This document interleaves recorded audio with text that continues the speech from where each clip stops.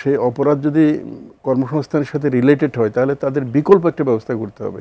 রাজনীতি যারা করেন তারা তো আসলে মানুষ নিয়েই রাজনীতি করেন। যখন মানুষের কর্মসংস্থানের প্রশ্ন আসে, জীবন জীবিকার প্রশ্ন আসে, তখন কিন্তু তাদেরকে অনেক সময় একটু সফট দেখা যায়। তো এখনকার ফেসিবাদ বিরোধী যেসব রাজনৈতিক দল, জনগণ কিন্তু আশা করে তারা হচ্ছে একটা স্বচ্ছ রাজনীতি করবে।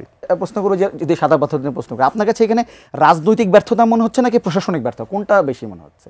এখানে আসলে ব্যর্থতা আমরা দুইটার অংশেই আছে বলে মনে করব। প্রথম কথা হচ্ছে কি, ভাই যেটা বলেছেন, লোকাল যে কর্মসংস্থানের বিষয়, এটা যদি বিকল্প কোনো ব্যবস্থা না থাকে তাহলে অনেক চেষ্টা করার পরেও কিন্তু তাদেরকে এই কাজ থেকে নিবৃত্ত করা কঠিন। প্রশাসনের যেটা দায়িত্ব সেটা হচ্ছে কি, যখন একটা অপরাধ বন্ধ করতে হবে এবং সেই অপরাধ যদি কর্মসংস্থানের সাথে রিলেটেড হয় তাহলে তাদের বিকল্প একটা ব্যবস্থা করতে হবে।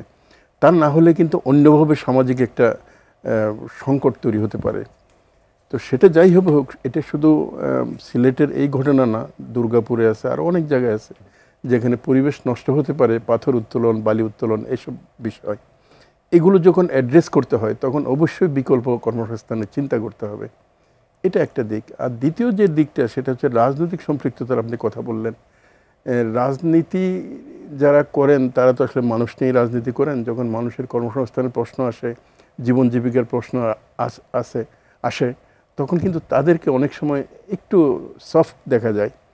তো আমি সিলেটের ক্ষেত্রে যেটা বলবো আর কি, শুধু সিলেট না, আর অন্যান্য ক্ষেত্রেও কিন্তু বিভিন্ন ধরনের চাঁদা, টেন্ডার, এই নানান কিছুর সাথে সম্পৃক্ত থাকার পলিটিক্যাল পার্টিগুলোর, শুধু বিএনপি বলবো না, আর অন্যান্য অনেক দলের কথাই আমরা জানি।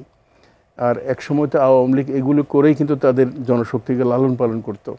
কিন্তু যেহেতু এটা একটা ফেসিবাদী রাজনৈতিক শক্তি, তাদের ব্যাপারে এই কথাটা হয়তো অত বেশি বড় না।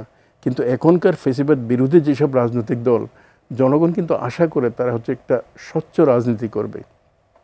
এর কোনো যদি ব্যতিক্রম দেখে তখনই কিন্তু তারা আশা করে যে এটার ব্যাপারে রাজনৈতিক পদক্ষেপ নেওয়া হবে। তবে রাজনৈতিক পদক্ষেপটা আমরা আশা করব সেটা হচ্ছে শুধুমাত্র কাউকে দায়িত্ব থেকে অব্যাহতি না, দায়িত্ব থেকে কোনো একটা ঘটনা যখন মিডিয়াতে প্রকাশ পাবে তখনই অ্যাকশন নেওয়া হবে সেটা না, আগে থেকেই কিন্তু চিন্তাভাবনা করে পরিকল্পিতভাবে এমন পদক্ষেপ নেওয়া দরকার যাতে করে কোনো নেতার ব্যাপারে এই ধরনের পদক্ষেপ ঘটনার পরে নিতে না হয়।